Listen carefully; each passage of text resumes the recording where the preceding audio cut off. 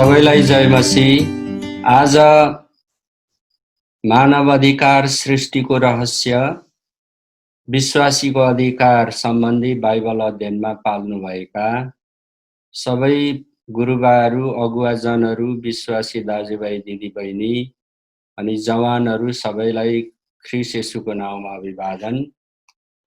हामी विश्वासीको अधिकार सम्बन्धी आज भाग 2 मा रहेको परमेश्वरको वचनहरूको अध्ययनलाई सुरुवात गर्नेछौँ।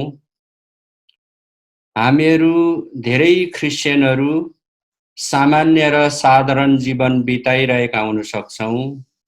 यो कुरा बाइबलीय दान वरदानको विशेष प्रकटीकरणलाई लिएर त्यसको सन्दर्भमा म कुरा गर्दैछु। पेशा र व्यवसायलाई लिएर मैले यो भनिरहेको छैन।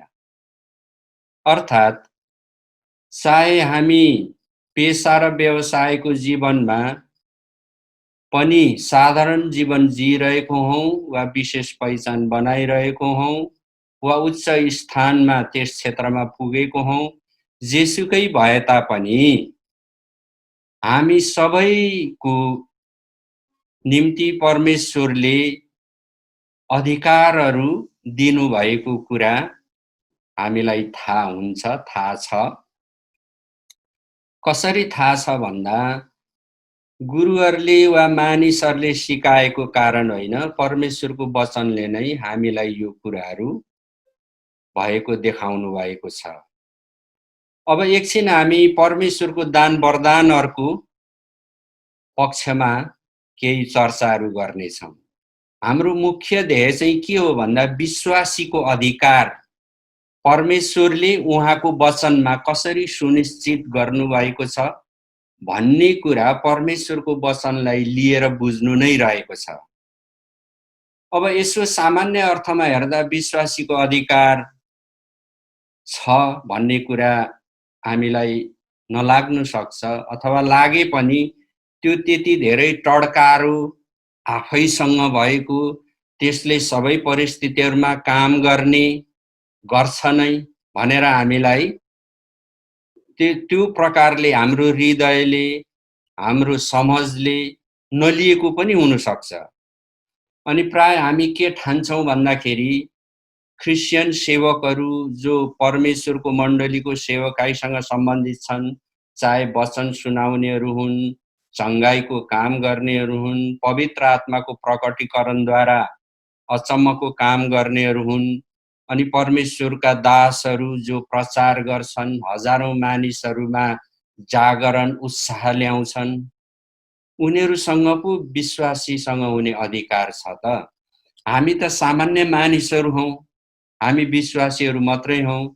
हाम्रो मुख्य काम बाइबल सिकाउनु, परमेश्वरको वचनसँग जोडिएर आउने कामहरू गर्नु, चेलाहरू बनाउनु, अगुवापनमा मान्छेहरूलाई लैजानु, ठुला सभा सेमिनारहरू सङ्गठन गर्नु, अनि मानिसहरूलाई जागृत तुल्याउनु।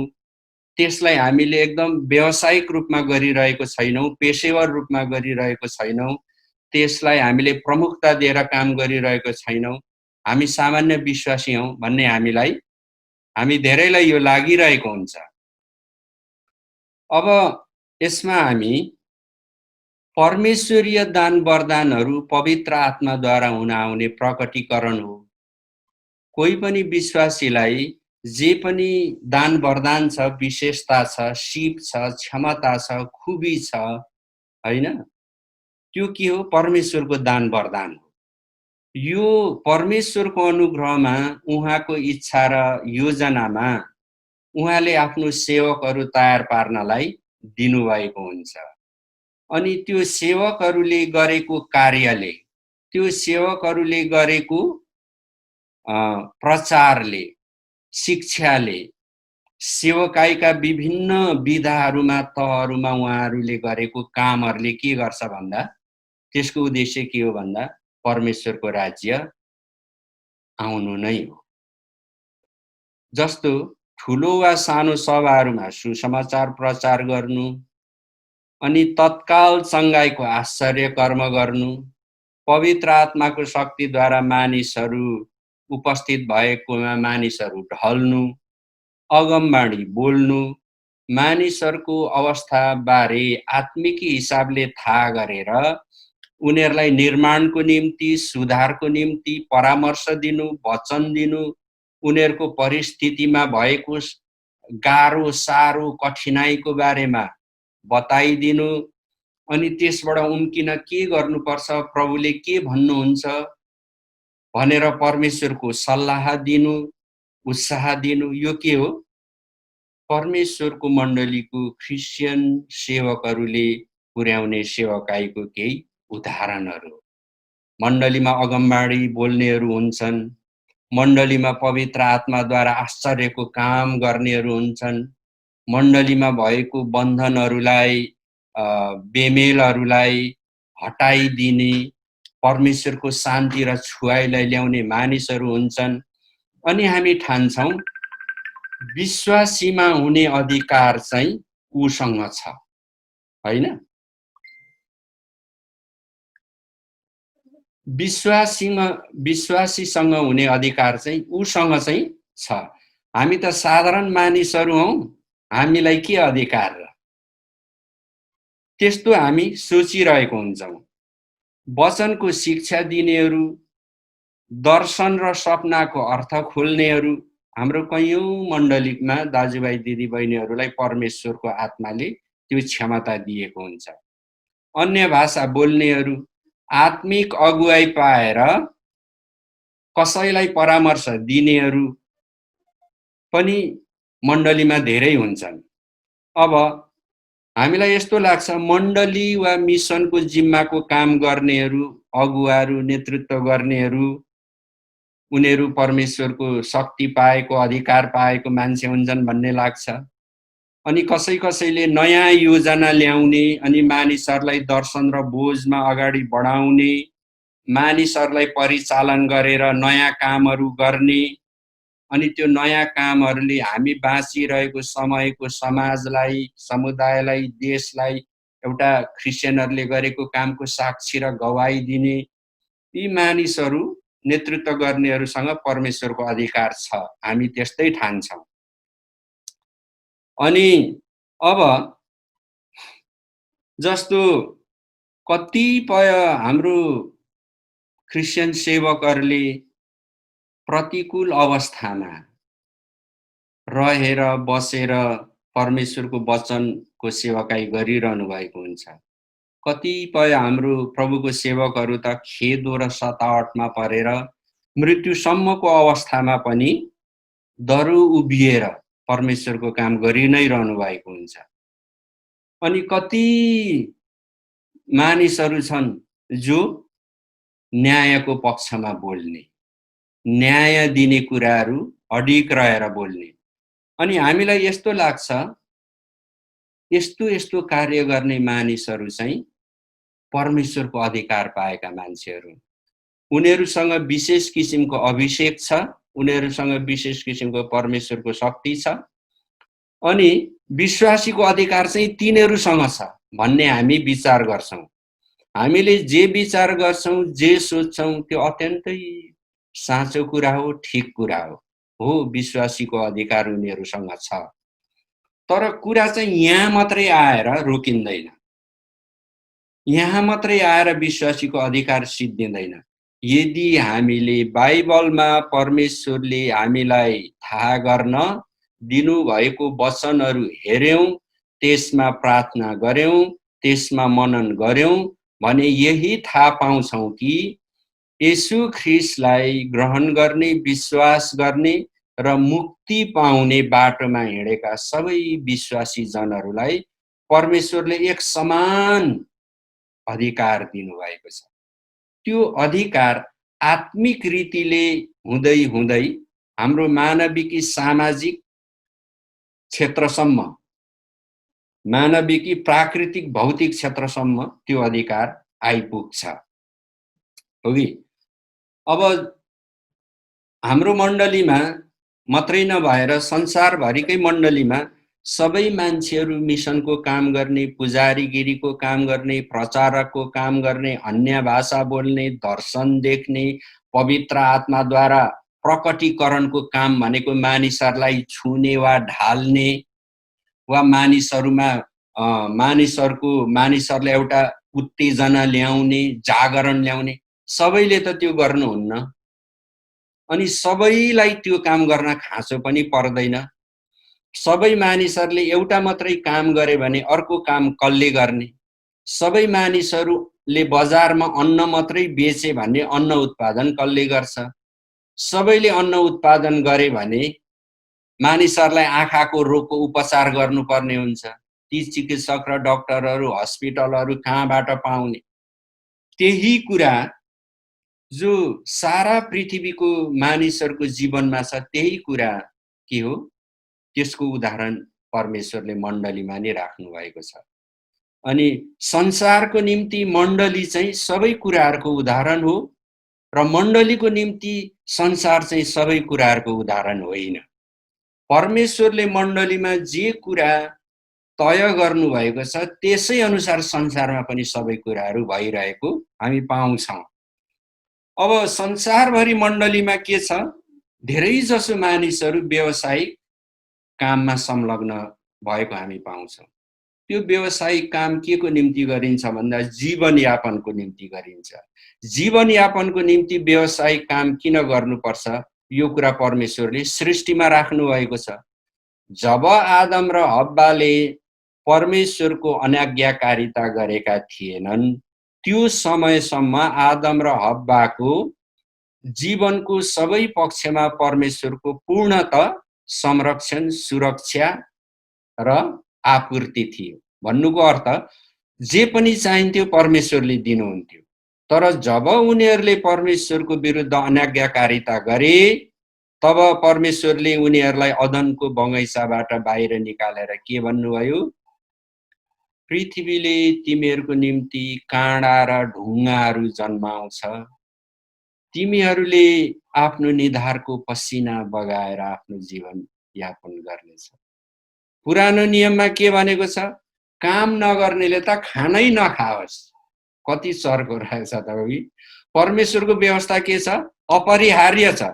भनेपछि हामी हरेक किसिमको प्रकारको हजारौं लाखौं प्रकारको कामहरू जो व्यवसाय हो, पेशा हो, त्यसमा किन लागेका छौं? जीवनयापनको निम्ति त्यो एउटा आधार हो।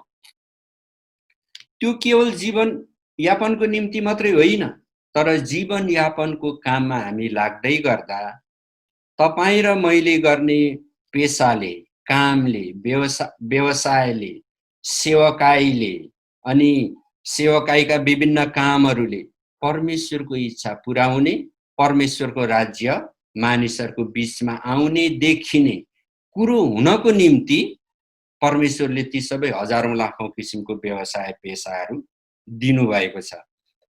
त्यसकारण हरेक व्यवसाय र पेशामा पनि हाम्रो क्रिस्चियन दाजुभाइ दिदीबहिनीहरू कोही जुत्ता बनाउने पेशामा हुनुहुन्छ, कोही चाहिँ अन्न फलाउने पेशामा हुनुहुन्छ, कोही चाहिँ मानिलिउँ फलफुलहरू उत्पादन गर्ने पेशामा हुन्छ, कोही कुनै पनि किसिमको पशुपालन, पन्छी व्यावसायिक रूपमा गर्दै हुनुहुन्छ, वा जे पनि काम गर्नुहुन्छ, जागिर खानुहुन्छ, पेशा छ, त्यो सबै कुराहरूमा के छ?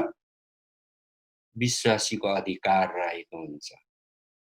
यदि हाम्रा क्रिस्चियनहरू जुत्ता बनाउने काममा हुनुहुन्छ भने सबैभन्दा राम्रो जुत्ता बनाउने, गुणस्तरीय जुत्ता बनाउने, जुत्ताको डिजाइन बजारमा चलेको चलन अनुसार भन्दा पनि बाहिर गएर कुनै एउटा नयाँ डिजाइन, आकार प्रकार, ढाँचा दिने अनि त्यसले मानिसहरूमा स्थान पाउने अनि त्यसको बजारीकरण हुने, बजार बढेर जाने, त्यो जुत्ता सिउने साधारण पेशा भोलि एउटा व्यापारको रूपमा, ठुलो व्यवसायको रूपमा, ठुलो व्यापारिक कम्पनीको रूपमा त्यो क्षेत्रमा फैलिने, देशमा फैलिने, विदेशमा जाने, यो सबै कुराहरूमा के हुन्छ? विश्वासीको अधिकार हुन्छ। हो, हरेक पेशा र व्यवसायको उन्नतिको निम्ति निश्चित प्रकारको व्यवस्थापन, नियम, विधि, तरिका, सिप, पूर्वाधारहरू चाहिन्छ। ती कुराहरू पूरा हुन पनि जे कुरो हुनुपर्छ त्यो पनि के छ? परमेश्वरसँग छ। अनि परमेश्वरले हरेकलाई उठाउनुहुन्छ। भन्नुको अर्थ हाम्रो मण्डलीमा पुजारीगिरीको सेवकाईसँग जोडिएको, हामीले देखेको, चिनेको अनि पहिचान पाएको ख्रिस्चियनहरू मात्रै नभएर येशू ख्रिस्टलाई विश्वास गर्ने सबै मानिसहरूसँग नै परमेश्वरले त्यो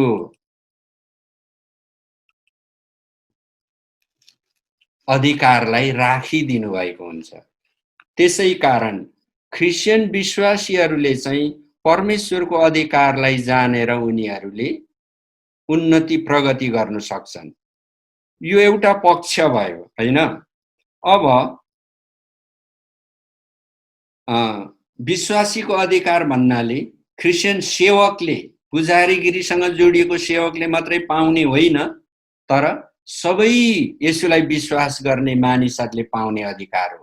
मैले तपाईलाई यो भन्दा अगाडि बताएको थिएँ, मानिसको जो अधिकार छ, सृष्टिमाथि अधिकार छ, त्यो अधिकार सामान्य अधिकार नभएर उत्पत्तिको पुस्तकमा लेखिए अनुसार चाहिँ शासन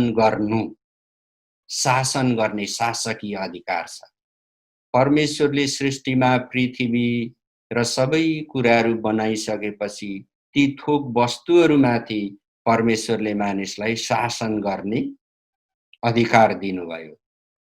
जब परमेश्वरले कुनै कुरा तपाईलाई दिनुहुन्छ भने, कुनै जिम्मा दिनुहुन्छ भने, त्यसमा तपाईले परमेश्वरबाट त्यो कुरा पूरा गर्नको लागि चाहिने स्रोत साधनहरू, बुद्धि र समझहरू, ज्ञानहरू, सिपहरू, तपाईलाई चाहिने मानिसहरूको सहायता, तपाईलाई चाहिने सरकारको नियम कानुनको सहायता, यो सबै परमेश्वरले तपाईलाई दिनुभएको कुरामा उपस्थित हुन्छ।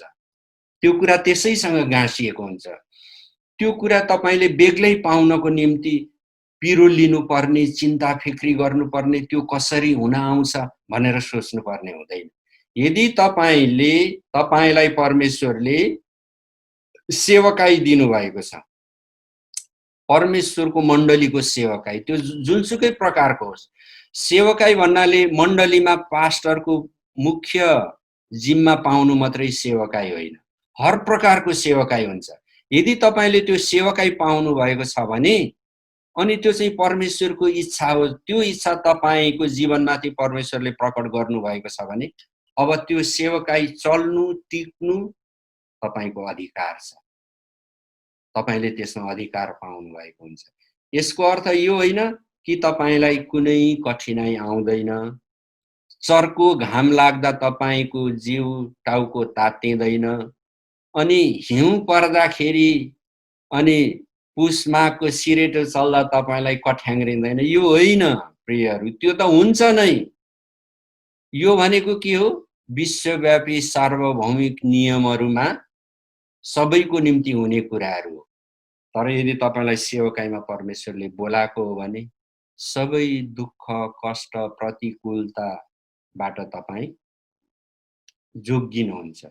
यदि तपाईको जीवनमा परमेश्वरको उद्देश्य छ, तपाईले थाहा पाउनुभयो, तर तपाई अन्न बेच्ने व्यापारी हुनुहुन्छ, मासु पसले हुनुहुन्छ, तपाई ओडामा तपाई अहिले सदस्य हुनुहुन्छ, चुनावमा भाग लिएर जितेर तपाई सदस्य हुनुहुन्छ, तपाईको इच्छा त्यो सदस्य हुनुभन्दा माथि गएर सांसद हुँदै मन्त्री हुनु छ अथवा त्यो भन्दा माथि जानु छ।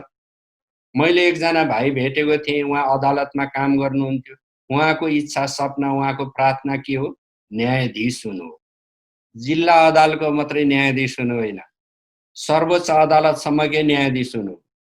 अनि त्यो कुराको निम्ति यदि परमेश्वरले तपाईलाई बोलाउनु भएको छ भने त्यो कुरा तपाईको जीवनमा हुन आउन, तपाईको जीवनले त्यो स्तर हैसियतमा पुग्न तपाईलाई चाहिने बुद्धि, ज्ञान, सिप, समझ, स्रोत, मानिसको सहायता, यो सबै कुराहरू परमेश्वरको भण्डारमा छ। अनि त्यसलाई तपाईले आफ्नै मात्रै बलमा, आफ्नै मात्रै शक्तिमा, आफ्नै मात्रै पहुँचमा गरिरहनु पर्दैन। तर यहाँ अझै एउटा कुरा बाँकी के छ भन्दाखेरि हरेक ख्रिस्चियन विश्वासीहरूले म ख्रिस्चियन विश्वासी भएको नाताले, म परमेश्वरको छोरा र सन्तान भएको हुनाले परमेश्वरले मलाई अधिकार दिनुभएको छ भन्ने कुरा थाहा गर्नु, जान्नु, बुझ्नु, अनि त्यो वचनहरूलाई तपाईले थाहा पाउनु र त्यसमाथि विश्वास गर्नु। परमेश्वरले हामीलाई सिकाउनु भएको एउटा पक्ष यो हो। प्रमुख पक्ष के हो? परमेश्वरले हामीलाई अधिकार दिनुभएको छ। अर्को पक्ष के हो? हामीलाई के अधिकार छ, हामी के हुन सक्छौं भन्ने कुरा थाहा गर्नु, जान्नु, बुझ्नु र त्यसलाई छोड्नु होइन, त्यसमाथि विश्वास गर्नु। जब हामी विश्वास गर्छौं अनि त्यो कुरा हाम्रो जीवनमा हुनु आउँछ। अब हेर्नुस् है, परमेश्वरले ख्रिस्चियन मण्डलीको सेवकहरू, पुजारीगिरीको सेवकाईसँग नजोडिएका विश्वास गर्ने सबैलाई परमेश्वरसँगको सम्मुखमा पुग्न बरोबर ढोका खोल्नु भएको छ भन्ने कुरा हामीले कसरी बुझ्ने नि? आश्चर्य कर्म गर्ने, मानिसहरूलाई ढाल्ने, यता मञ्चमा उभिएर अगाडि हजारौं, दशौं हजार मान्छेहरूको भिडमा कसैको नाम काढेर उलाई जस्तो सुकै रोग बिमार लागेको होस् त्यसलाई तुरुन्तै निको पार्ने, यस्तो अधिकार त यो विश्वासीको अधिकार त मण्डलीमा काम गर्नेसँग पो हुन्छ। म त के हुँ? अदालतको खरदार हुँ, कर कार्यालयको म त शाखा अधिकृत हुँ, म हस्पिटलको डाक्टर हुँ, होइन? म त पसले हुँ, म व्यापारी हुँ, म त जुत्ता चप्पल बनाउने कारखानाको उद्यमी हुँ। मलाई कहाँ के को विश्वासीको अधिकार हुनु र? त्यो होइन। तिनीहरूलाई पनि विश्वासीको अधिकार छ। सबै पेशा, व्यावसायिकता, सबै सेवकाई, सबै प्रकारको काम, चाहे मण्डली भित्रको होस् वा बाहिरको होस्, कुनै एउटा विश्वासी अदालतको न्यायाधीश हुनुभयो भने ठीक प्रकारले निर्णय गर्न त्यहाँ परमेश्वरको अधिकार छ। उहाँलाई पवित्र आत्माले उहाँबाट ठीक प्रकारको निर्णय निकाल्नुहुन्छ। तपाई घरको बाबु हुनुहुन्छ, आमा हुनुहुन्छ, तपाईको घरमा छोराहरू छन्, छोरीहरू छन्, तपाईको नजिकमा तपाईको नातेदारहरू छन्, तपाईले तिनीहरूको बीचमा ठीक प्रकारको निर्णय गर्नुपर्ने हुन्छ। त्यो ठीक प्रकारको निर्णय गर्न पनि परमेश्वरको पवित्र आत्माले तपाईलाई सघाउनुहुन्छ। तपाई नगरपालिकामा काम गर्नुहुन्छ, सेवाग्राहीहरू दिनौं आउँछन्, तपाई त्यहाँ कर्मचारी हो, तपाईले कसरी निर्णय गर्नुहुन्छ? विश्वासीको अधिकारलाई प्रयोग गर्नुहुन्छ हुन्न? विश्वासीको अधिकार त्यहाँ पनि छ। यसकारण सबै नै मानिसहरू के छ? परमेश्वरको दृष्टिकोणमा अतीव मूल्यवान छन् र यो विश्वासीको अधिकार हामीले चलन चल्तीमा केवल चर्चमा, मण्डलीमा काम गर्ने, पुजारीगिरीको सेवकाईसँग जोडिने सँग मात्रै छ भन्ने हामी जो सोच्छौं, त्यो सोच हाम्रो सोच हो, हाम्रो विचार हो, तर परमेश्वरको सोच विचार चाहिँ त्यो होइन। परमेश्वरले त सबैलाई खुला राख्नु भएको छ। हो, पुरानो समयमा परमेश्वर कहाँ आउनको निम्ति मानिसहरू चाहिँ परमेश्वरको मन्दिरको प्रधान पुजारीको मध्यस्थताबाट भएर जान्थे। बाहिर विश्वास गर्नेहरू अर्थात् इस्राएलीहरूको निम्ति चोक थियो, त्यो भन्दा बाहिर अन्य जातिहरू थिए, त्यहाँ चाहिँ एउटा बलिदान चढाउने वेदी थियो, त्यो वेदी उतापट्टि चाहिँ महापवित्र स्थान थियो। अनि इस्राएलीहरूको चोकमा आउनु सक्थे, अन्य जाति त त्योभन्दा बाहिरै रहनु पर्थ्यो, तर कोही पनि इस्राएलीहरू वेदीलाई कटेर महापवित्र स्थानसम्म जान सक्दैनथे। तर प्रभु येशू ख्रीष्टले अन्त्यको समयमा पुरानो समयमा भएको सीमिततालाई, पुरानो समयमा भएको बन्धनलाई, बाधालाई उहाँले हटाइदिनु भयो र येशूको विश्वासमा आउने सबै मानिसहरूलाई कुनै पनि मध्यस्थता बेगर बाइबलले भनेको छ येशू ख्रीष्ट नै मध्यस्थ हुनुहुन्छ। अब येशू ख्रीष्टलाई विश्वास गरिसकेपछि तपाईं र मैले येशू ख्रीष्टलाई विश्वास गरिसकेको अवस्थामा येशू ख्रीष्ट नै मध्यस्थ हुनुभएको हुनाले तपाईं र मेरो पहुँच चाहिँ सिधै परमेश्वरसँग छ। यो बिचमा हामीले कसैलाई बोलाउनु पर्दैन, हो कि? हामी हरेकलाई प्रभु येशू ख्रीष्टले ढोका खोलिदिनु भएको छ। हामी सिधै परमेश्वरसँग हाम्रो भावना, हाम्रो विचार, हाम्रो मन राख्न सक्छौं। हाम्रो सारो गाह्रो, हाम्रो चुनौती, हाम्रो अप्ठ्यारो, हाम्रो समस्या, हाम्रो सङ्कष्ट सिधै हामी परमेश्वरमा राख्न सक्छौं। तर पुरानो नियममा के थियो? तपाईले हृदयको भेटी बलिदान पनि सिधै चढाउन पाउनुहुने थिएन, प्रधान पुजारी कहाँ ल्याउनु पर्थ्यो। अनि तपाई पवित्र स्थान भनेको परमेश्वरसँग पनि आफै जान सक्नुहुने थिएन। कोबाट भएर जानु पर्थ्यो? प्रधान पुजारीबाट। यसो भन्दै गर्दा गुरुबाहरू, हाम्रो अगुवाहरू, विश्वासी जनहरूले यो नबुझ्नुस् कि हाम्रो पृथ्वीको मण्डलीमा पास्टर, गुरुबाहरू, अरु अगुवाहरू, एल्डर, डिकनहरू, अनि मण्डलीको शिक्षकहरू, अगमवक्ताहरू को कुनै स्थान छैन, हैसियत छैन। हामीले तिनीहरूसँग परामर्श गर्नु पर्दैन, मण्डलीको अधीनमा, अनुशासनमा रहनु पर्दैन। म यो भनिरहेको छुइनँ है, मैले यो भने होइन। उनीहरूसँगको परामर्श अधीनमा रहनुपर्छ, किनभने तपाईले विश्वासीको अधिकार सिक्नु छ। तपाईले विश्वासीहरूको अधिकार छ भन्ने कुरा कहाँ सिक्नुहुन्छ त? त्यही सिक्नुहुन्छ। विश्वासीको अधिकार तपाईं र मेरो निजी जीवनमा हुनु आउन, हाम्रो आत्मिकी क्षमता हामीले बनाउन हामी कहाँ जान्छौं? मण्डली जान्छौं। परमेश्वरले मण्डली दिनुभएको छ। त्यसकारण तपाईं हामी सबैजना मण्डलीको अधीनमा रहनुपर्छ। परमेश्वरले भन्नुभयो कतिसम्म भने हामी हाम्रो सरकारको, हाम्रो अधिकारमा भएको, अख्तियारमा भएको, हामी माथिको अधिकारीहरू सबैको अधीनमा रहनुपर्छ। चाहे त्यो सेनाको होस्, प्रहरीको होस्, कर कार्यालयको होस्, गाउँपालिका होस्, नगरपालिका होस्, सरकार होस्, हामी सबैको अधीनमा छौं, हामी विश्वासीहरू। किनभने त्यो ढाँचा, त्यो अधिकारको ढाँचा, त्यो व्यवस्था चाहिँ परमेश्वरले पृथ्वीका सबै मानव जाति र सबै राज्यलाई दिनुभएको हो। भनेदेखि हामी मण्डलीको नीति, नियम, अनुशासन, त्यहाँ भएको विधान, चलनको अधीनमा नरहने भन्ने हुँदैन। त्यसकारण मैले परमेश्वर येशू ख्रीष्टले सबैलाई एकैचोटि ढोका खोलिदिनु भएको छ, बीचमा कोही छैन भन्नुको अर्थ त्यतातिर बुझ्नको निम्ति भनेको होइन। तर म तपाईलाई यसरी सबैको निम्ति परमेश्वरले बराबर अधिकार दिन सक्नुहुन्छ भन्ने कुरा बुझ्नको निम्ति, उहाँले ढोका खोल्नु भएको छ भन्ने कुरा बुझाउनको निम्ति म पहिलो पत्रुस 2 अध्यायको 9 र 10 पद पढेर तपाईलाई सुनाउँछु। प्रियहरू, म लगायत कोही पनि बाइबलको वचन सिकाउनेहरू, प्रचार गर्नेहरू, प्रचारकहरू उनीहरूको वचन सुनेर आनन्द मानेर मख परेर त्यसैमा रमाउने होइन। हामीले रमाउनु पर्ने, मख पर्नु पर्ने, सिक्नु पर्ने, आधारित हुनुपर्ने, खडा हुनुपर्ने चाहिँ परमेश्वरको वचन हो।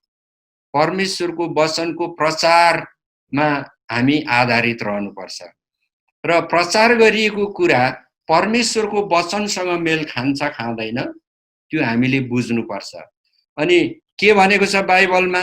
आत्माको परख गर, जुनसुकै आत्मालाई विश्वास नगर, तर तिमीहरूले आत्मा कहाँबाट आएको हो परख गर भनेर पनि भनिएको छ।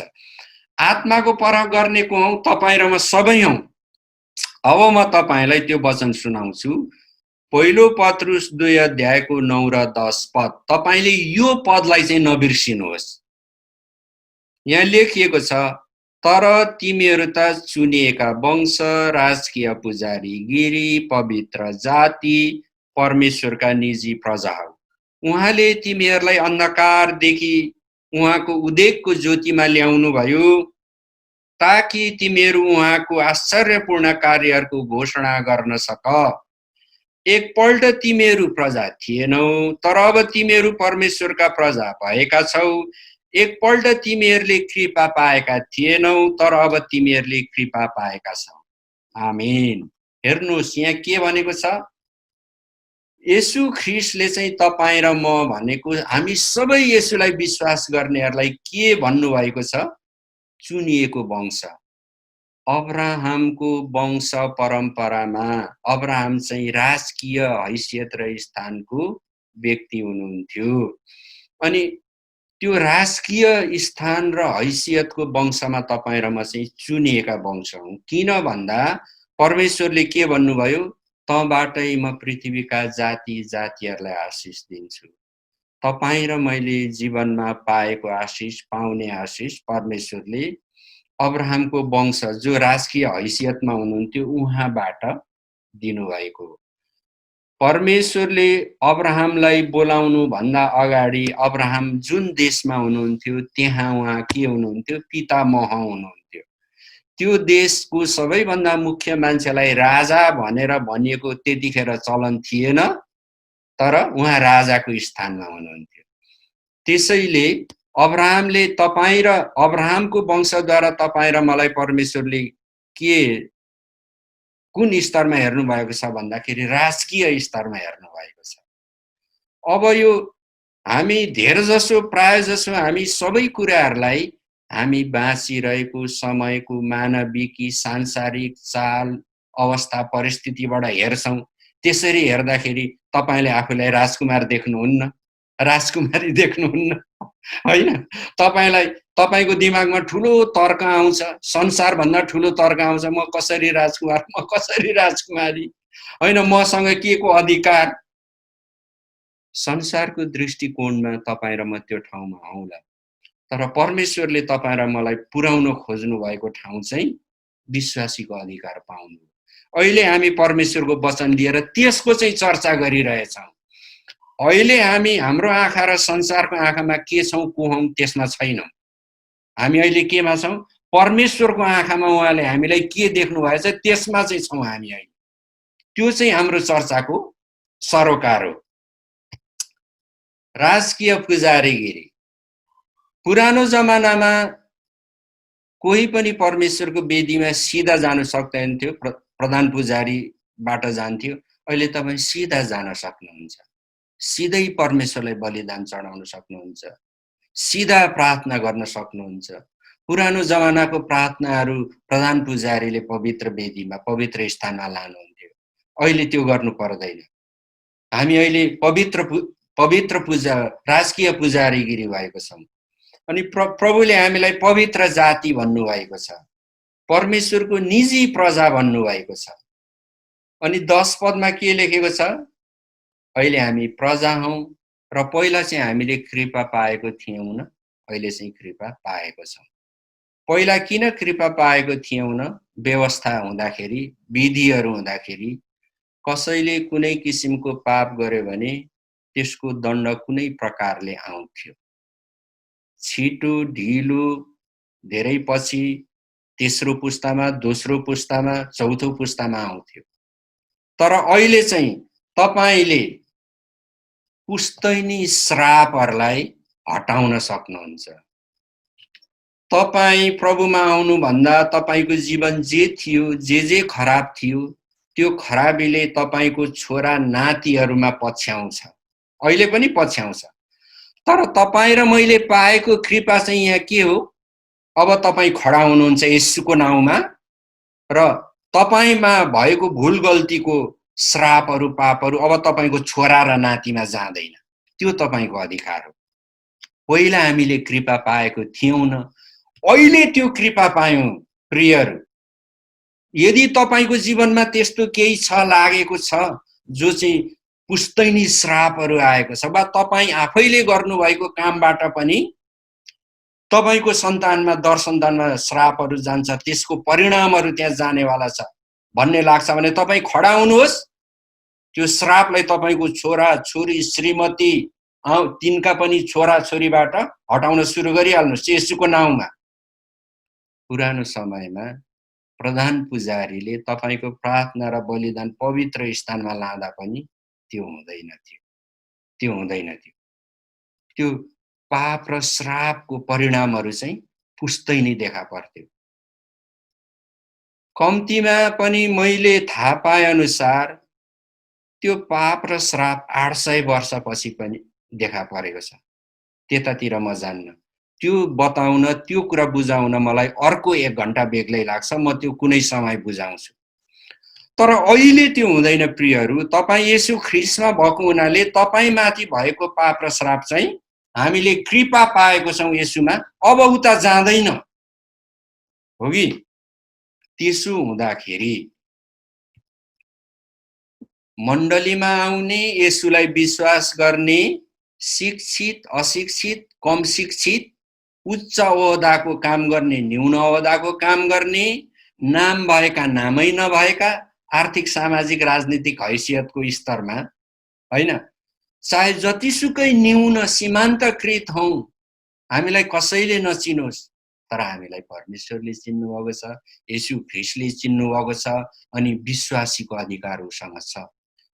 तपाईले बाइबलले बताउने विश्वासीको अधिकारहरूलाई चिनेर त्यसमाथि विश्वास गरेर, त्यसलाई मुखले स्वीकार गरेर, त्यसमाथि काम गरेर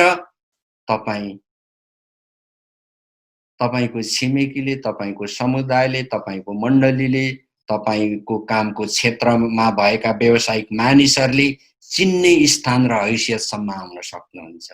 त्यो तपाईको अधिकार हो अनि त्यसलाई तपाईले चलाउनु पर्छ। 1 पत्रुस 2 को 9-10 मा अहिले मैले तपाईहरुलाई पढेर सुनाएँ। अब त्यसमा हामीले याद गर्न सक्ने 3 वटा मुख्य कुरा म तपाईलाई बताउँछु। सम्झिन सजिलोको लागि 3 टा मुख्य कुरा। पहिलो कुरा हो, तपाई र म विश्वासी भएको हुनाले हाम्रो हैसियत र स्थान बदलिएको छ। 1 नम्बर, तपाईले विश्वास गर्नुस्, मेरो हैसियत र स्थान बदलिएको छ। अब तपाईको हैसियत र स्थान बदलिनु भन्नुको अर्थ के हो? त्यो 1 घण्टा छलफल होला। त्यतातिर अहिले छलफल नगरौं।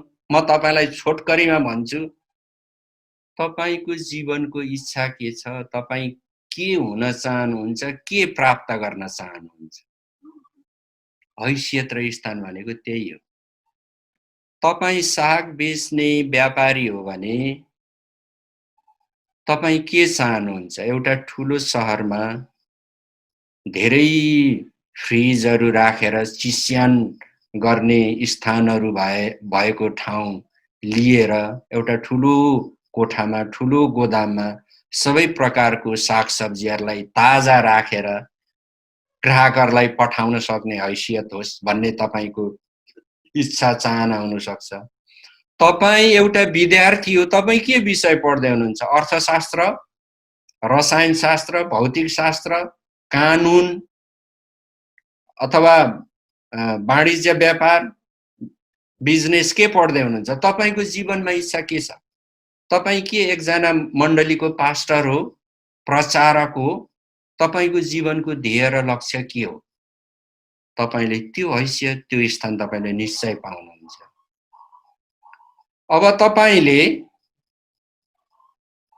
जीवशास्त्र पढ्नु भएको छैन, रसायनशास्त्र पढ्नु भएको छैन, तपाईको पढाइ चाहिँ के छ?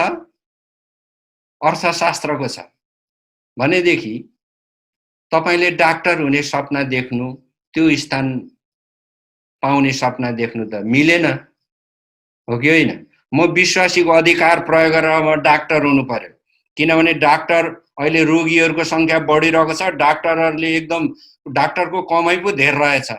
अब त्यो मिल्दैन। अब तपाई मानिलिउँ न, कोही मानिसले फुटबल खेलेर धेरै धन सम्पत्ति आर्जन गरेको, नाम कमाएको देख्नु, त्यो प्रकारले हामीले विश्वासीको अधिकार कायम गर्न सक्दैनौं। तर हामी सबै विश्वासीहरूको हाम्रो आफ्नो किसिमको परिस्थिति, हैसियत, स्थान छ अनि हाम्रो आफ्नो परिस्थितिमा हामी प्रगति गर्न चाहिरहेछौं। परमेश्वरको पक्ष पोषण आफ्नो निम्ति होस् भन्ने चाहिरहेछौँ। अनि त्यो चाहेको कुरा गर्दै जाँदा परमेश्वरको पनि महिमा हुने, परमेश्वरको पनि राज्य आउने किसिमको हाम्रो ध्येय, विचार, ढाँचा र परमेश्वरको स्थान पहिलो स्थानमा राखेको छौँ भने विश्वासीको अधिकारले तपाईँ र मेरो जीवनमा ढिलो चाँडो काम गर्छ। परमेश्वरको अनुग्रहमा त्यो कुराहरू हामी पाउँछौँ। अब विश्वासीको अधिकारमा मैले भने तीनवटा कुराहरू, यो पहिलो पत्रुस 2:9-10 मा परमेश्वरले हामीलाई तीनटा कुराहरू देखाउनु भएको छ। एउटा चाहिँ हाम्रो हैसियत र स्थान परिवर्तन भएको छ। अर्को चाहिँ हामी अहिले जे थियौं, जे हुन चाहन्छौं, अहिले हाम्रो अवस्था के छ? असक्षम अवस्था छ। हामीमा अहिले असक्षम र अनिश्चयता छ। यही हुन्छ भन्ने कुराको टुङ्गो छैन, हो कि? कहिलेकाहीँ हामीसँग दीर्घकालको उद्देश्य र योजनामा यस्ता कुराहरू सरोकार नराखेर 6 महिनामा गर्नुपर्ने, 3 महिनामा गर्नुपर्ने, बिरामी भएको अवस्थामा 1 हप्तामा निको हुनुपर्ने सरोकार पनि हाम्रो हुन्छ। त्यसमा पनि विश्वासीको अधिकारको स्थान छ। विश्वासीको अधिकारले त्यसमा पनि काम गर्छ। केवल जीवनको ठुलो उद्देश्य के हो भन्नेमा मात्रै यो कुरा हो भन्ने नबुझ्नुस्। हामी अहिले असक्षम छौं, हामी अनिश्चयतामा छौं, तर यहाँ के लेखेको छ? परमेश्वरले चाहिँ हामीलाई त्यो असक्षमता र अनिश्चयताबाट निकालेर सक्षमता र उद्योगको ज्योतिमा ल्याउनु भएको छ भनेर हामीले पढ्यौं नि अघि। यहाँ के लेखेको छ? उहाँले तिमीहरूलाई अन्धकारदेखि उहाँको उद्योगको ज्योतिमा ल्याउनु भयो भनेको, उहाँको महिमामा ल्याउनु भयो भनेको। महिमा भनेको चाहिँ के हो? शक्ति, अधिकार, वैभव, आनन्द, अनन्तता, सुख हो। महिमा भनेको त्यो हो। परमेश्वरको महिमा प्रकट हुनु भनेको के हो? एउटा बिरामी परेर महिनौं, 6 महिना, वर्षौं थलिएको मान्छेमा परमेश्वरको महिमा प्रकट भयो भन्दा के बुझिन्छ? निको भयो, स्वतन्त्र भयो, चङ्गाई भयो, सबल भयो भन्ने बुझिन्छ। त्यस्तै हाम्रो अनिश्चयता र असक्षमताबाट हामीलाई बाहिर निकालेर अब हामीलाई केमा ल्याउनु भएको छ? सक्षमता र उद्योगको ज्योतिमा अर्थात् महिमामा ल्याउनु भएको छ। तपाईँ अहिले त्यहाँ हुनुहुन्छ। तपाईको हैसियत र स्थान बढेको छ। तपाईँ अहिले असक्षमताबाट सक्षम हुनुभएको छ। अब तेस्रो कुरो 2 पत्रुस 9:10 मा भएको तेस्रो कुरो के हो? कृपा पाएको। अघि पनि मैले भने हामीले चाहिँ अहिले कृपा पाएको छौं। अहिलेको सन्दर्भमा कृपा पाएको भन्नाले के बुझ्ने? खाली पाप र श्राप हाम्रो छोराछोरीमा जाँदैन, सन्तानमा जाँदैन भन्ने मात्रै बुझ्ने होइन।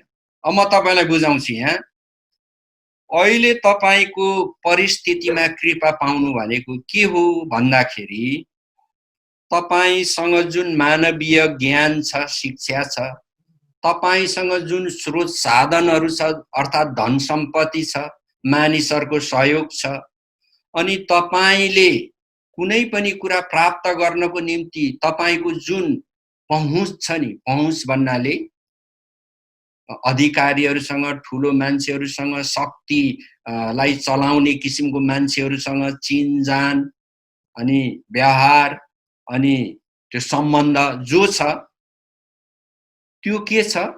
सीमित छ, कमजोर छ। हामी त्यो गर्न सक्दैनौं होला।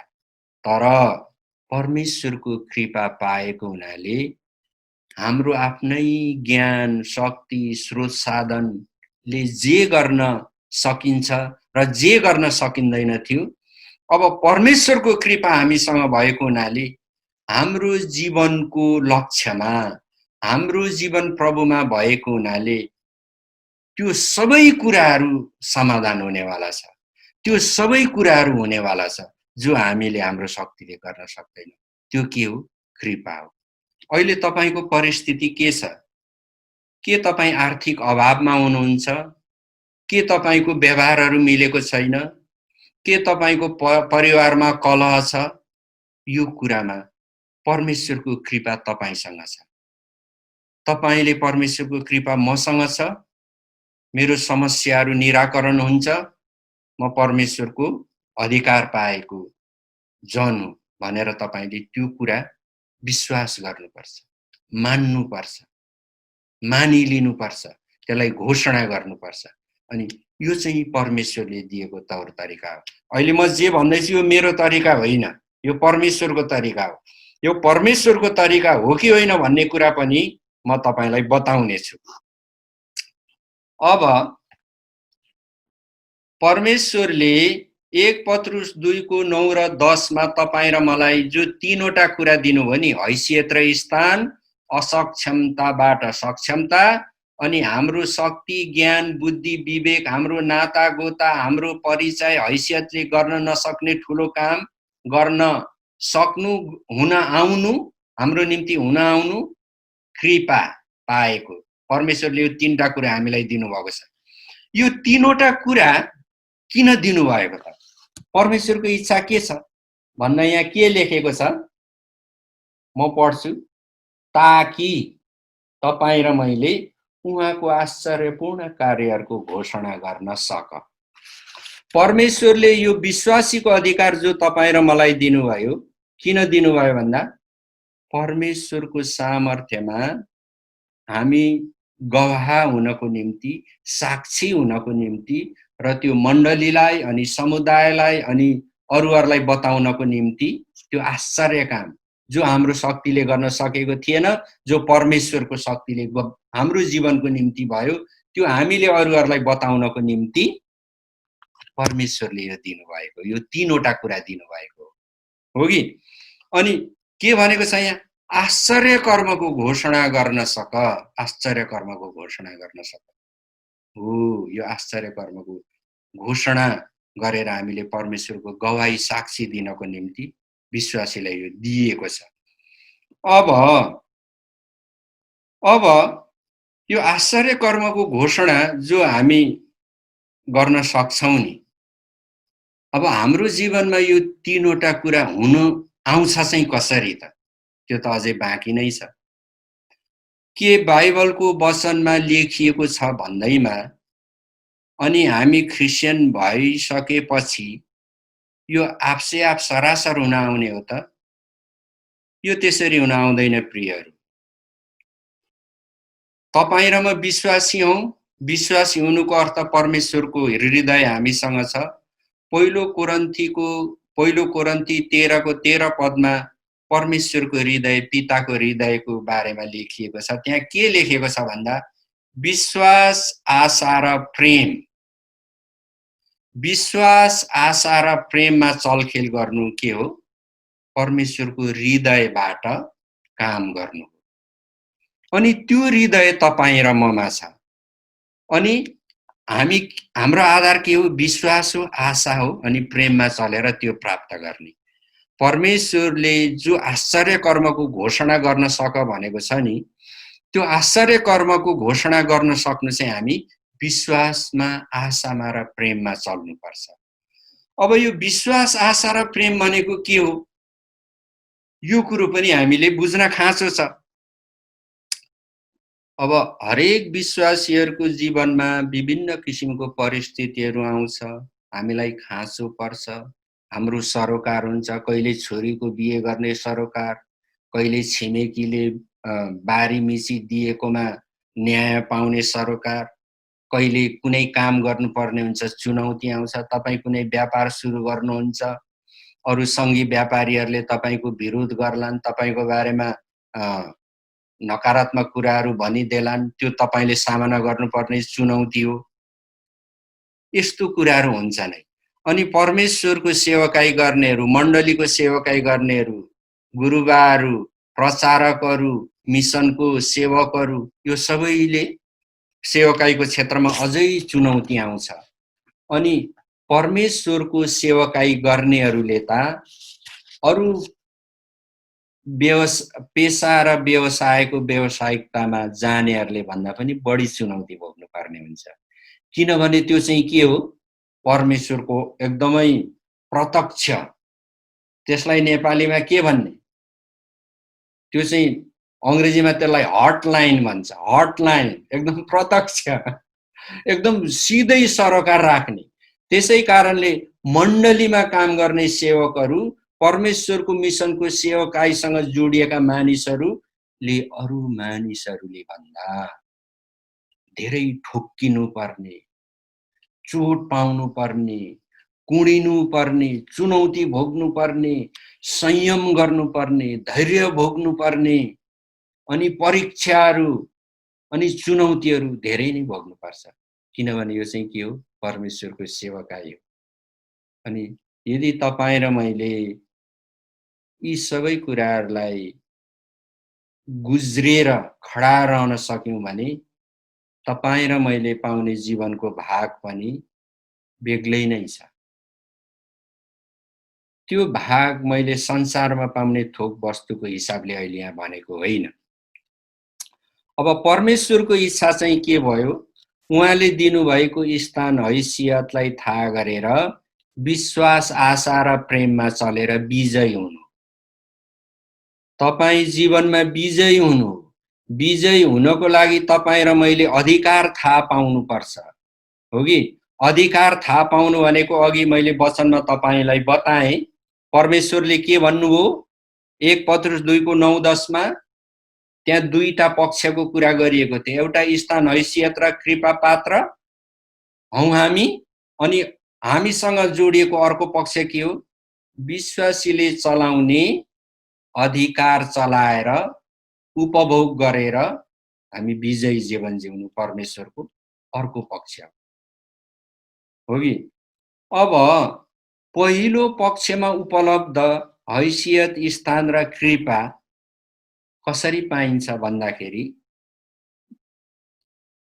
ख्रीष्टको विश्वासीहरूले अधिकार चलाएर नै पाइन्छ। अधिकार चलाएर पाइन्छ। यसलाई प्राप्त गर्ने कुरा चाहिँ पुरै आत्मिकी तरिका हो। अब यो अधिकार कसरी चलाउने त, कसरी पाइन्छ भन्दा यो सांसारिक तरिका होइन, यो आत्मिकी तरिका हो, आत्मिकी प्रक्रिया हो, जो चाहिँ वचनमाथि विश्वास गरिन्छ, वचनमा भर परिन्छ, वचनको घोषणा गरिन्छ र त्यसपछि कामद्वारा यो सम्पन्न हुन्छ। अब यसलाई म तपाईको समक्षमा अझै अलि प्रष्ट पारेर बुझाउन चाहन्छु। पहिलो पत्रुस 2:9-10 मा तपाईँ र मैले जुन हैसियत, स्थान र कृपा पाएको छौं नि, त्यो हैसियत, स्थान र कृपा पाउनुको अर्थ हामीले हाम्रो जीवनमा आएको समस्याहरूलाई हटाउनु, चुनौतीहरूलाई निराकरण गर्नु, संकष्टहरूबाट हामी उम्किनु, हामी विजयी जीवन जिउनुको निम्ति हामीलाई परमेश्वरले हाम्रो हैसियत, हाम्रो स्थान बदलिदिनु भएको छ, अनि हामीले कृपा पाएका छौं। यो तीनवटा कुरा जो पायौं, त्यो पाउनको निम्ति हामीले के गर्नु पर्यो? विश्वास गर्नु पर्यो, अनि त्यो अधिकार चलाउनु पर्यो। हो, यो विश्वास गर्ने र अधिकार चलाउने चाहिँ आत्मिकी कुरा हो। त्यो आत्मिकी कुरा चाहिँ के हो त्यसको चाहिँ म अब बयान गर्छु। त्यो अधिकार चलाउनु, विश्वासीको अधिकार पाउनु भनेको तीनटा कुरा छ है अझै। त्यो तीनटा कुरा के हो? परमेश्वरको वचन तपाईले थाहा गर्नु हो, त्यसमाथि तपाईले विश्वास गर्नुपर्छ। पहिलो कुरा विश्वास। वचनमाथि विश्वास गरिन्छ। अब वचनमाथि विश्वास गर्नुको अर्थ के हो? तपाईले वचन अध्ययन गर्नुपर्छ, संगतिमा नियमित जानुपर्छ, सम्मेलनहरू जानुपर्छ। यो सबै के हो? वचनमाथि विश्वास गर्न गरिने काम हो। प्रियहरू, यो छिटो छरितो तरिकाले सर्टकटमा गर्ने कुरा होइन। हामीले जीवनको समयहरू त्यसमा खर्चिनुपर्छ, किनभने हामी त विश्वासको आधारमा परमेश्वर तर्फबाट, परमेश्वरको वचनबाट सिधा हामीले आफूलाई सक्षम तुल्याउँदैछौँ। दल बल र सांसारिक तरिकाले सक्षम तुल्याइरहेको छैनौँ। यो आत्मिकी कुरा हो। मलाई एक दिन एकजना गुरुबाले के भन्नुभएको थियो भन्दाखेरि आत्मिकी काम गर्नु कठिन कुरा हो, अनि सांसारिक कामहरूमा भन्दा पनि आत्मिकी काममा धेरै प्रतिस्पर्धा हुन्छ, धेरै चुनौती हुन्छ, अनि आत्मिकी बल पाउनु पनि अझै कठिन काम हो, उहाँले मलाई भन्नुभएको थियो। त्यतिखेर त्यो कुरा मैले त्यति धेरै बुझिनँ, हो कि? तर चलन चाहिँ के छ, हाम्रो घर परिवारमा कसैले एसई फेल गर्यो, +2 फेल गर्यो, हाम्रो छोरीहरू कसैले राम्रो पढेनन् भने हामी के सोच्छौँ? यसलाई चाहिँ अब बाइबल तालिमतिर पठाउनु पर्छ होला, यसले खास काम गर्नु सकेन। हामीले के सोचेको छौँ? हाम्रो ध्येय के छ? यो बाइबल पढ्ने, प्रचार गर्ने, यो सेवकाई गर्ने भनेको त अलिक कमजोर मान्छेहरूले गर्ने हो। हाम्रो घर परिवारमा, छिमेक नातागोतामा अप्रतिस्पर्धी, अप्रतियोगी, कमजोर मान्छेहरूलाई बाइबल तालिममा पठाइदिन्छ। फर्स्ट डिभिजन ल्याउनलाई पठाउँदैन।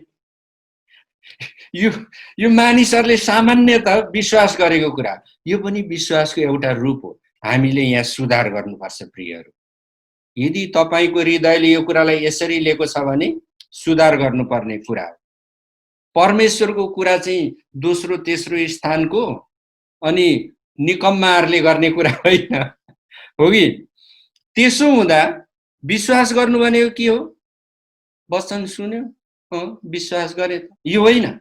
विश्वास गर्नु भनेको वचन अध्ययन गर्नु, संगतिमा, निरन्तर संगतिमा उपस्थित हुनु, जहाँ वचन सिकाइन्छ, सम्मेलनहरूमा, तालिमहरूमा जानु, वचनमाथि विश्वास गर्नको लागि गरिने काम।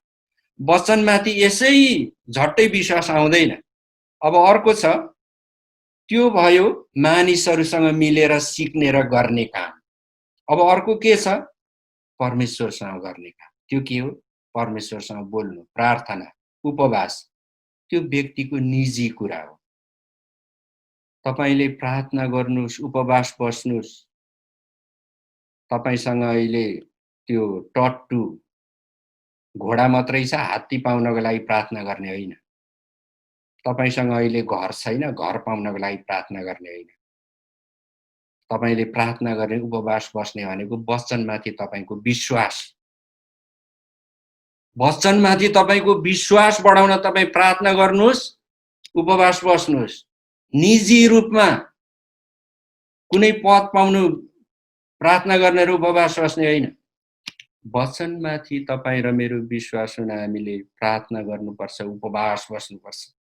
जब वचनमाथि हाम्रो विश्वास हुन्छ, तब त्यो वचन हाम्रो हृदयमा भएको विश्वासलाई अब हामी के गर्छौं? 2 नम्बरमा घोषणा।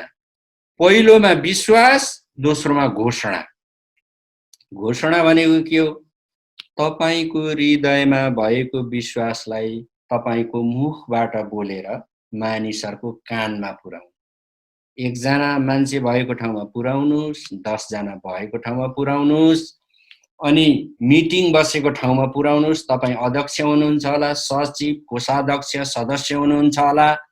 तपाईको हृदयमा भएको विश्वासलाई त्यहाँ तपाईले बोलेर पुर्याउनु पर्छ।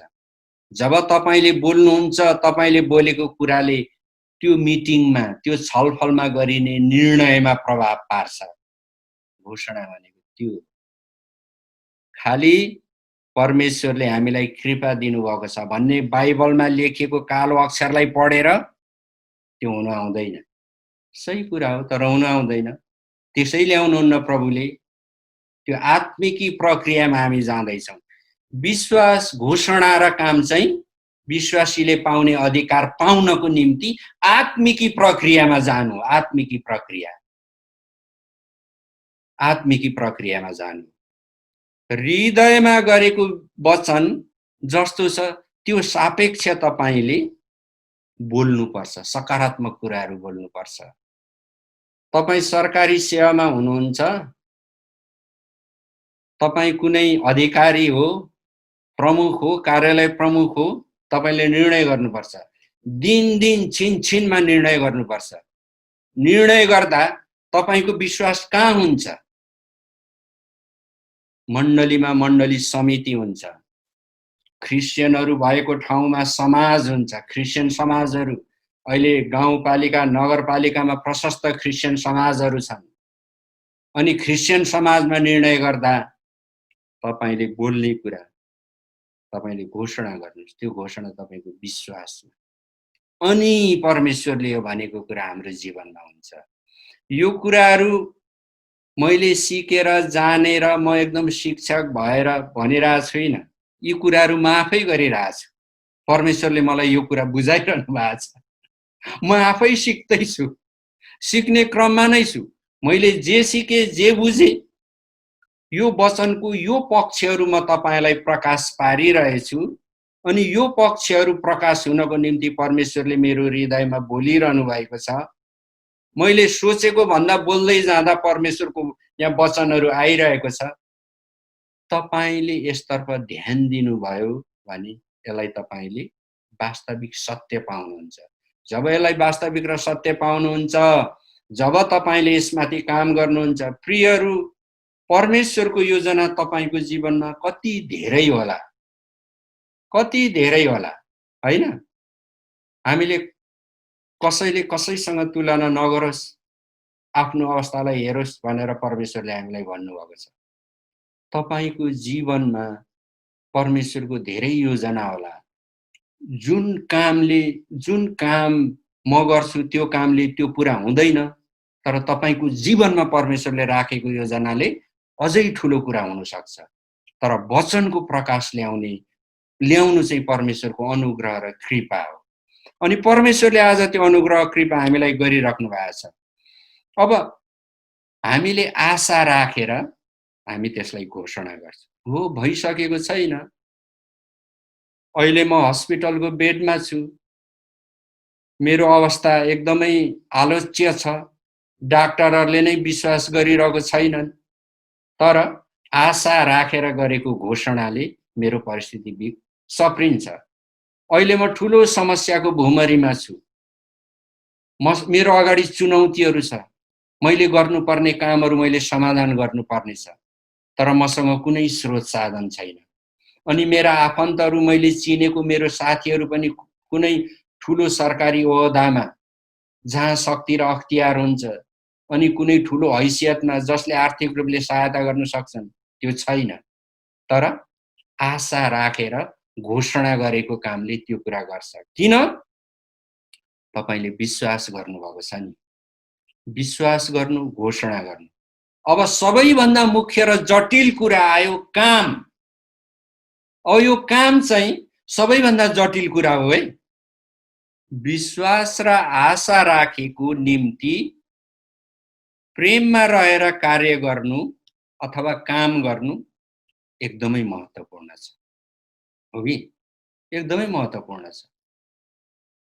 परमेश्वरको आश्चर्य कर्म घोषणा गर्न सक भनेर प्रभुले जो भन्नुभयो, हैसियत, स्थान र कृपा पाएकाहरू हो, परमेश्वरको आश्चर्य कर्म घोषणा गर भनेर जो 1 पत्रुस 2:9-10 मा लेखिएको छ।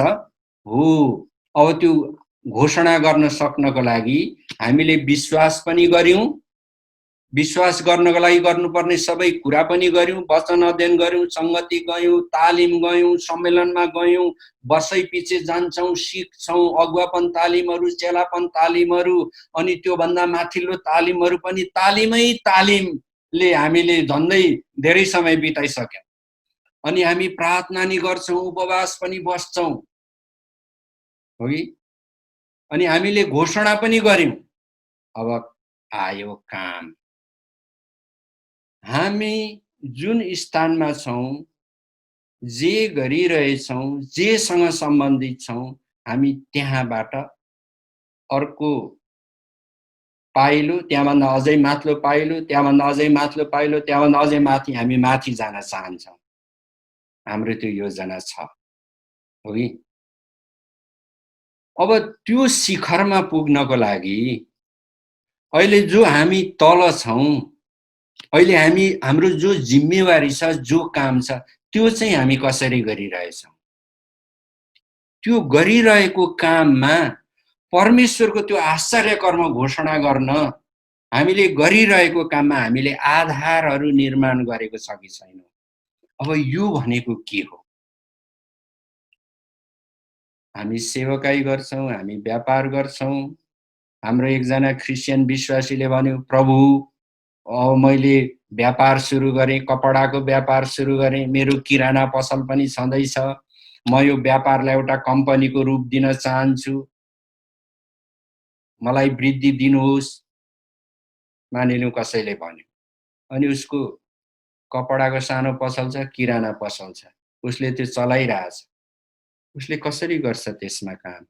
अनि उसको कपडाको पसल वृद्धि भएर जाँदा, किराना पसल वृद्धि भएर गएर कम्पनी हुँदा परमेश्वरको राज्यमा के हुन्छ? किराना पसलेहरूको समूहमा ऊ परिचित छ, कपडा पसलेहरूको समूहमा ऊ परिचित छ। उसले चाहिँ आफ्नो व्यापारको अरू पनि विभागहरू खोल्न चाहन्छ, ठुलो कम्पनी बनाउन चाहन्छ।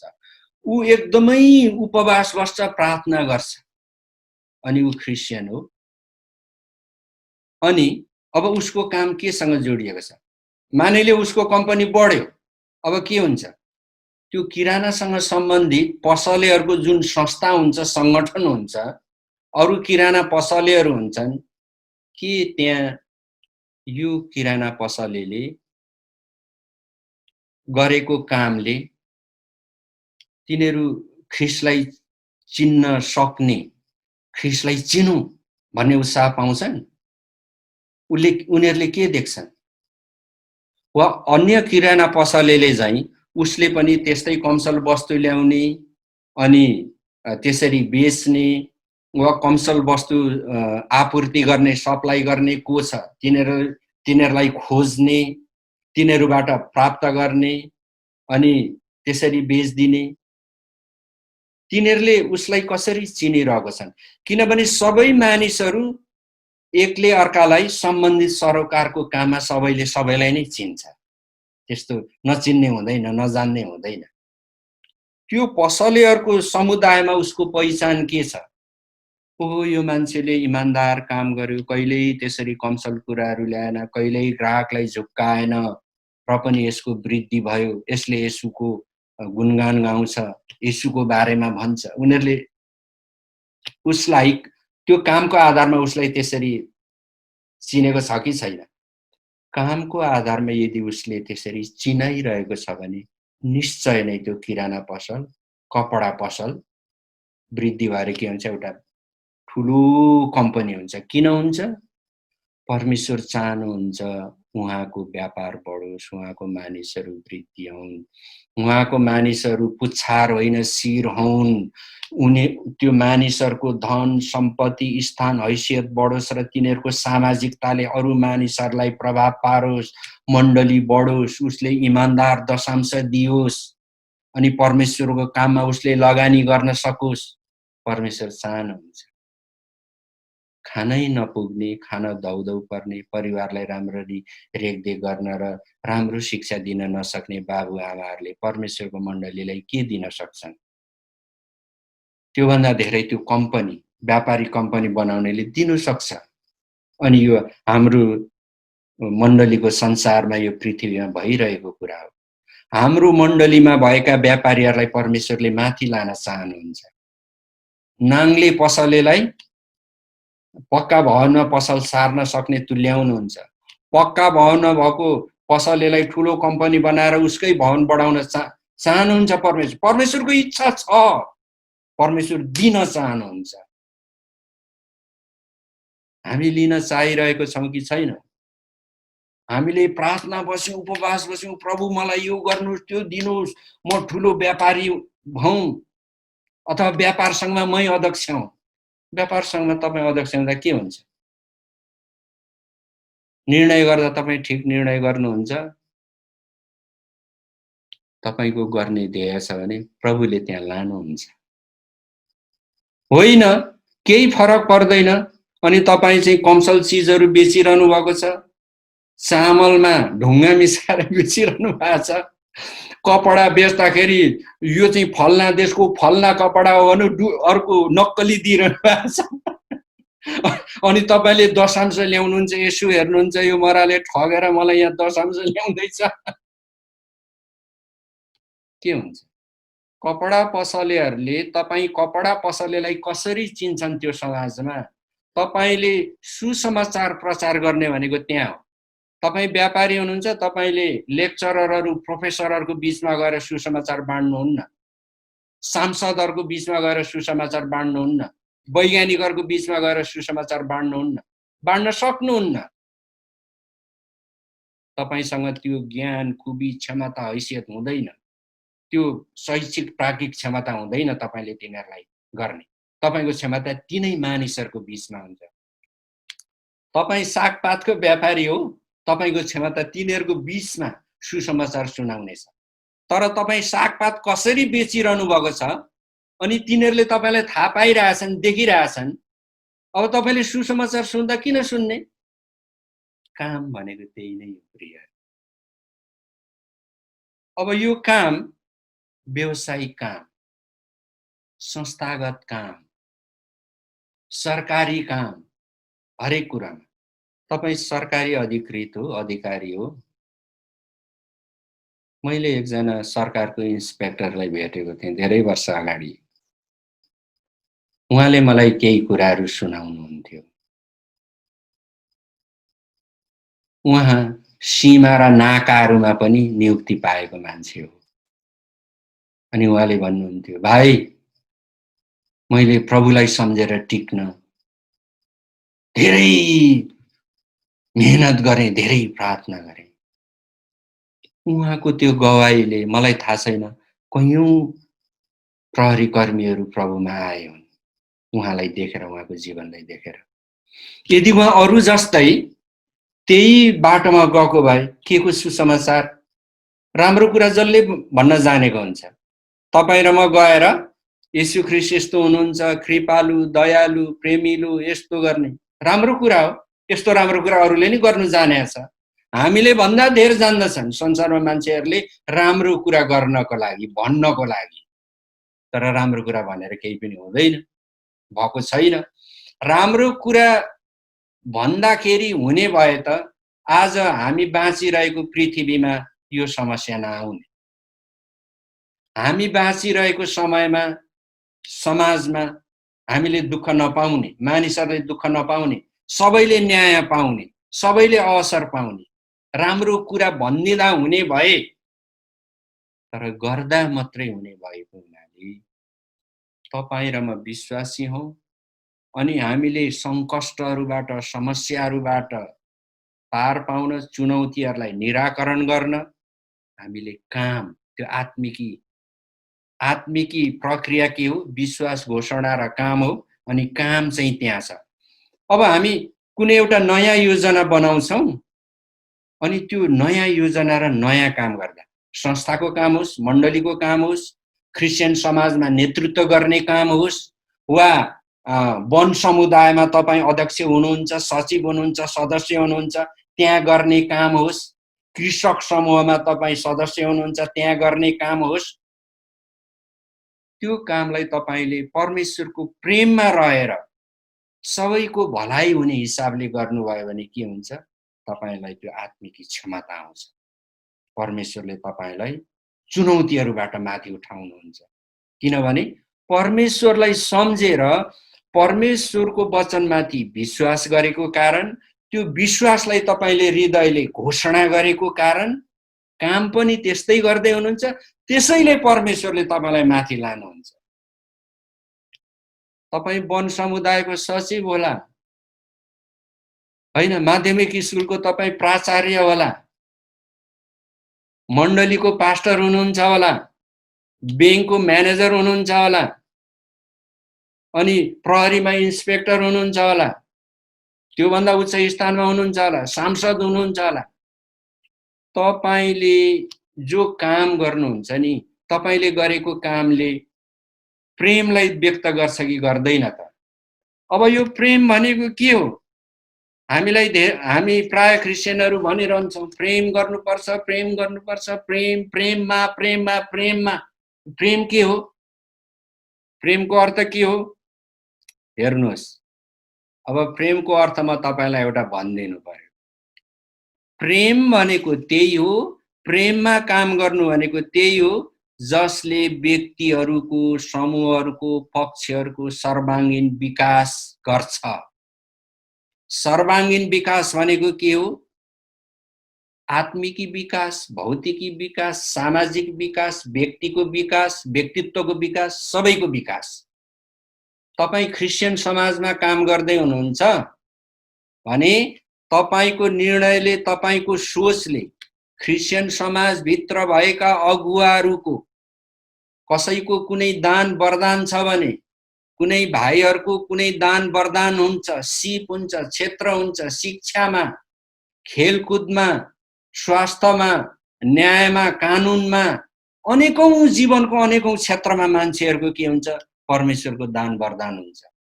त्यो सबै कुराको विकास होस् भनेर जब निर्णय गर्नुहुन्छ, किन निर्णय गर्नुहुन्छ? वचनमाथि तपाईको विश्वास छ। विश्वास बढाउन तपाईं संगति जानुभयो, सम्मेलन जानुभयो, तालिम जानुभयो, 1 वर्ष जानुभयो, बीटीएस गर्नुभयो, एमटीएस गर्नुभयो। विश्वास बढाउन त्यो सबै तपाईं गर्दै हुनुहुन्छ। अनि त्यसलाई तपाईले घोषणा नि गर्नुहुन्छ। अनि त्यो कुरा अहिले केमा आयो? काममा आयो। प्रेममा काम गर्नु भनेको, प्रेम भनेको चाहिँ के हो? व्यक्ति वा पक्षको सर्वाङ्गीन भलाइको काम, सर्वाङ्गीन भलाइ, भलाइ कल्याण हुने काम गर्नु के हो? प्रेम हो। प्रेम भन्नाले हामीले कहिलेकाहीँ यो प्रेम प्रेम प्रेम प्रेम के हो? म त प्रेम गर्न सक्दिनँ, मसँग भएको सबै चामलको बोरा लगेर यो लकडाउनमा परेका मान्छेलाई दिन सक्दिनँ। हो नै, हामी सक्दैनौँ, प्रेम गर्न सकिँदैन। तर प्रेमलाई त्यसरी बुझ्नुपर्ने होइन। हो, खाँचोमा परेको मान्छेलाई दिनु पनि प्रेम नै हो। तर त्यो चाहिँ के हो? पटके प्रेम हो। पटके प्रेम। यो परमेश्वरले चाहनु भएको प्रेम के हो? जीवन दर्शनको प्रेम। तपाईको कामको रणनीति, अर्को भाषामा भन्ने हो भने काम कसरी गर्नुहुन्छ? कामको रणनीति के हो भन्दा सबैको सर्वाङ्गीन भलाइ र हित होस् भन्ने हिसाबले। तपाई कुनै समाजमा, समुदायमा, वन समितिमा, कुलो निर्माण गर्ने समितिमा हुनुहुन्छ, बाटो निर्माण गर्ने समितिमा हुनुहुन्छ, सांसदहरूको समितिमा हुनुहुन्छ, सुरक्षा समितिमा हुनुहुन्छ। तपाईले गर्ने निर्णयले सबैको भलाइ गर्नुपर्छ। ख्रिस्चियनको मात्रै होइन, गलातीको पुस्तकमा लेखेको छ सबैको, सबै मानिसहरूको भलाइ हो कि? त्यो चाहिँ के हो? प्रेममा चलेर काम गर्नु हो, जो चाहिँ सर्वाङ्गीन विकास हो। त्यसकारण जब हामी हाम्रो कामलाई यसरी गर्छौं भने के हुन्छ भन्दा परमेश्वरले हामीमा उहाँको त्यो आत्माको शक्ति पठाउनुहुन्छ र त्यसले हामीलाई के गर्छ? खाँचो, संकष्ट, प्रतिकूलताबाट हामीलाई बाहिर निकाल्छ। अनि यो चाहिँ विश्वासीको अधिकार हो। विश्वासीको अधिकार यही हो। अनि हामीले परमेश्वरको वचनमा दिएको विश्वासलाई, विश्वासीको अधिकारलाई विश्वास गर्नु, घोषणा गर्नु अनि त्यसमाथि काम गर्नु। काम चाहिँ के हो? हाम्रो जीवनयापनको काममा हामी इमानदार रहनु के हो? हामीले स्वीकार गरेको, घोषणा गरेको काम हाम्रो निम्ति हुन आउनु। अब बाइबलले हामीलाई स्वीकार गर्ने, घोषणा गर्ने कुरा सिकाएको छ। हितोपदेश 6 अध्यायको 2 पदमा भनेको छ, आफ्नो प्रतिज्ञाको वचनले त फसेको छस् र आफ्नै मुखको प्रतिज्ञाले बाँधिएको छस्। हेर्नुहोस्, हो कि? यो कुरो चाहिँ तपाईले संसारको शिक्षामा पनि पाउनुहुन्छ। यही कुरा पाइन्छ। त्यहाँ संसारको शिक्षा, मनोविज्ञान पढ्न जानुभयो भने, मनोविज्ञानको विद्यार्थीलाई भेट्नुभयो भने तिनीहरूले यो कुरो अवश्य गर्छन्। मनोविज्ञानमा यो वचन अनुसार मनोविज्ञान एउटा पुरा पुस्तकहरुको महाभारतै छ। मनोविज्ञान विषयमा संसारभरि लेखेको पुस्तक ल्याएर एकै ठाउँ राख्ने भने यो महाभारत पर्वतै हुन्छ। किन? परमेश्वरले दिएको व्यवस्था हो। त्यही भएर मनोविज्ञानमा त्यो छ। त्यो मानिसको दिमागको कुरा होइन प्रियहरू।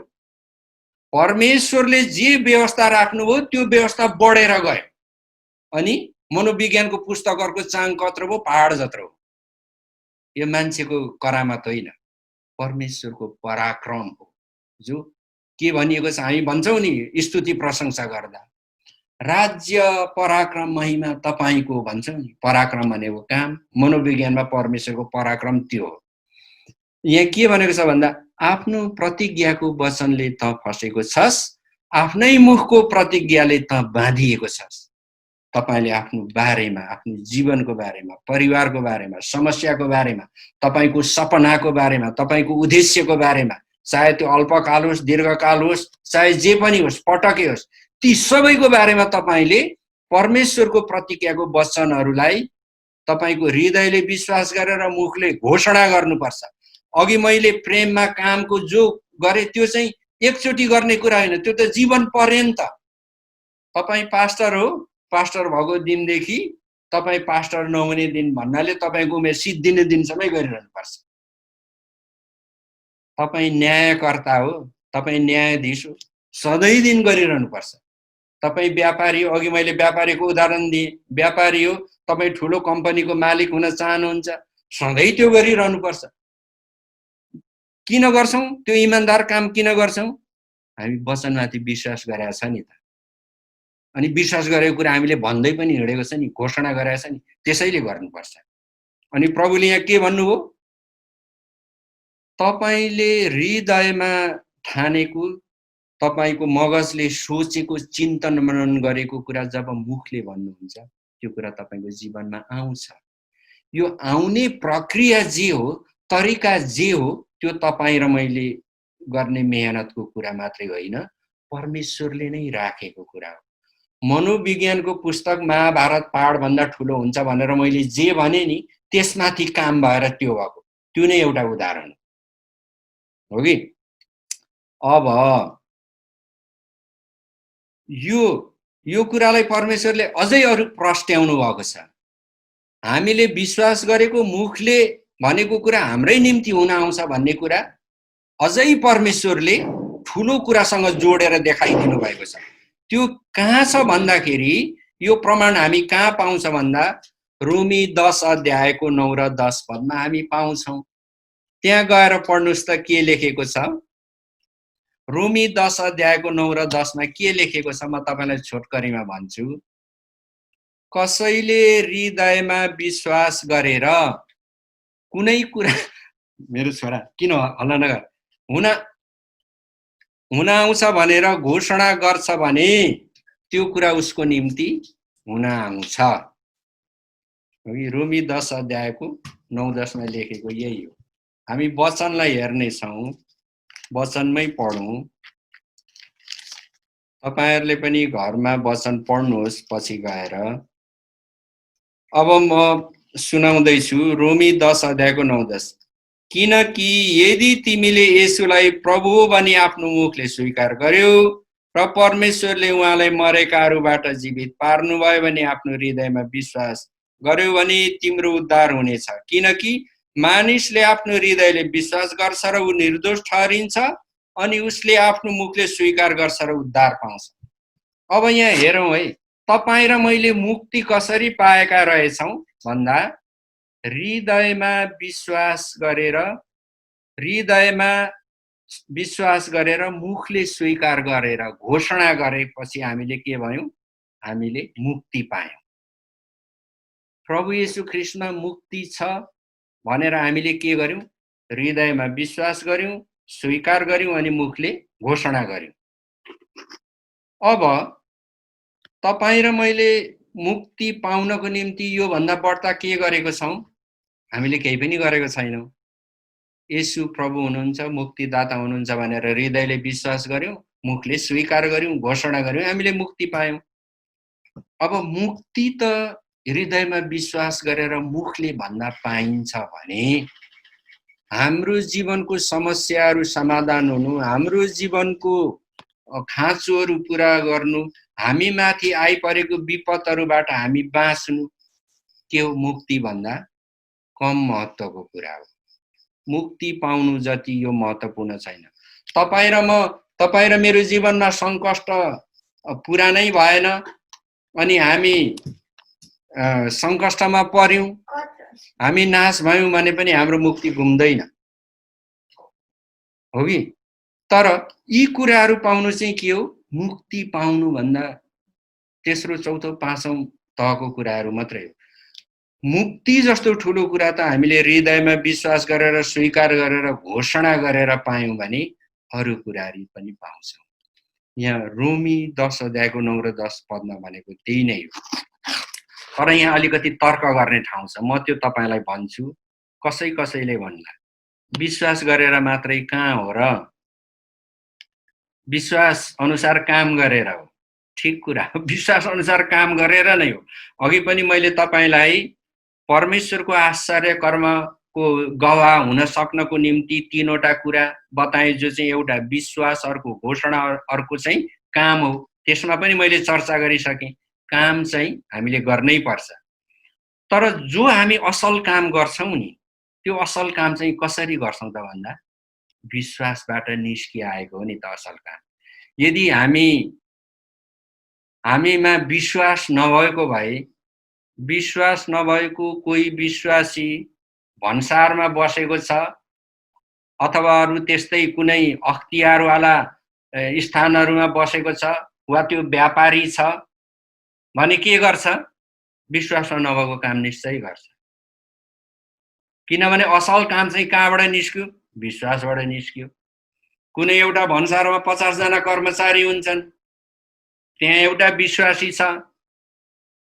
अब 49 जनाले येशू ख्रीष्ट साँच्चै साँचो हो कि के हो भन्ने कुरा बुझ्ने कसरी? उनले राम्रो कुरा भनेर उनीहरू बुझ्दैन। उनले जति राम्रो कुरा भन्नु सक्छ त्यो भन्दा 10 गुणा तिनीहरूले भनिदिन्छन्। राम्रो कुरा भन्न सक्ने अरूसँग 10 गुणा ज्यादा क्षमता छ। तर 50 जनाको समूहमा बस्ने एकजना विश्वासी छ भने 49 ले येशूलाई चिन्ने चाहिँ कसरी नि? प्रियहरू, त्यो भन्दा अर्को उपाय छैन। किनभने कसैले भन्ला मुक्ति कहाँ स्वीकार गर्दा मात्रै पायो? विश्वास गरेर काम गर्दा हो। विश्वास गरेर काम गर्दै पाउँछ। विश्वास गरेर काम गर्दा मुक्ति पाउँछ। र यहाँ 50 जनाको हुलमा एकजना विश्वासी छ भने 49 जनाले येशू ख्रीष्ट साँच्चै हुनुहुन्छ कि के हो भन्ने पनि सोध्छ। 49 जना मण्डली नआउलान्। जीवनको कुनै ठाउँमा गएर तिनीहरूले साँच्चै येशू साँचो हुनुहुन्छ भनेर भन्दै गरे हुन्छ। कुनै समयमा उनीहरू प्रभुमा आउलान्। कुनै समय उनीहरूको आत्मा जित्ला। यो सुसमाचार हो कि? त्यसैले निश्चय नै विश्वासको काम गरेर मुक्ति पाइएको। तर त्यो काम चाहिँ के हो भन्दाखेरि विश्वास गरेपछि मात्रै आयो नि त। त्यसैले यहाँ त्यो स्तरमा भनेको छ। अब हेर्नुस्, कामको बारेमा भजन संग्रहमा अझै गजब कुरा लेखेको छ कि तपाईले त्यो पत्ता लगाउनुस्। तपाईलाई लु यो गृह कार्य भयो, त्यो कहाँ लेखेको छ? म भनेको मात्रै त्यहाँ भएको वचन मात्रै भन्छु। परमेश्वरको पूर्ण प्रशंसा र आराधना कसैले गर्न सक्दैन, तर धन्य त्यो हो जसले सधैँ ठिक काम गर्छ र सदा चरणमा रहन्छ। अब हेर्नुस्, कति कठिन कुरा। बाहिरी हिसाबले विचार गर्ने हो भने हामी स्तुति प्रशंसा परमेश्वरको गर्छौं, तर यहाँ के भनेको छ? कसैले पनि परमेश्वरको स्तुति प्रशंसा चाहिँ पूर्ण रूपमा गर्न सक्दैन। भन्नुको अर्थ संसारमा भए गरेका देखिएका कुरा सबै परम प्रभुको, त्यसको निम्ति हामीले परमेश्वरलाई धन्यवाद प्रशंसा भन्न सक्दैनौं। देखिएकै कुरा भन्न सक्दैनौं भने नदेखिएको कुरा चाहिँ कति छ भनेको छ भने अरु 3 गुणा छ भनेको छ। भनेपछि जे पनि सृष्टिमा छ, जो परमेश्वरको काम हो, महिमा हो, पराक्रम हो, जो राज्य हो, ती सबैको लागि हामीले परमेश्वरलाई स्तुति प्रशंसा आराधना त दिन नसक्ने भयौं नि। तर के भनेको छ? तर धन्य त्यो जसले सधैँ ठिक काम गर्छ र सदा चरणमा रहन्छ। हो, सधैँ ठिक काम गर्नु, सदा चरणमा रहनु इज इक्वल टु बराबर परमेश्वरको सबै प्रशंसा स्तुति गर्न सक्नु भन्ने बाइबलमा दिएको छ। तपाईले अल्बर्ट आइन्स्टाइनले विज्ञानलाई दिएको एउटा गति र नियमको सूत्र पढ्नु भएको छ नि, E is equal to mc square, जो चाहिँ के हो? रिलेटिभ थ्योरी हो, सापेक्षतावाद। E is equal to mc square भने जस्तै तपाईं र मैले परमेश्वरलाई सबै कुराको निम्ति स्तुति प्रशंसा आराधना दिन सक्नु चाहिँ बराबर चाहिँ के हो? ठिक काम गर्नु मात्रै हो। किनभने मुखैले थाहै गरेर ज्ञानै पाएर चाहिँ हामी दिन सक्दैनौँ। तर ठिक काम गर्छौँ भने त्यो बराबर दिए बराबर हो। हो। त्यसो हुँदाखेरि ठिक काम गर्नु चाहिँ के हो?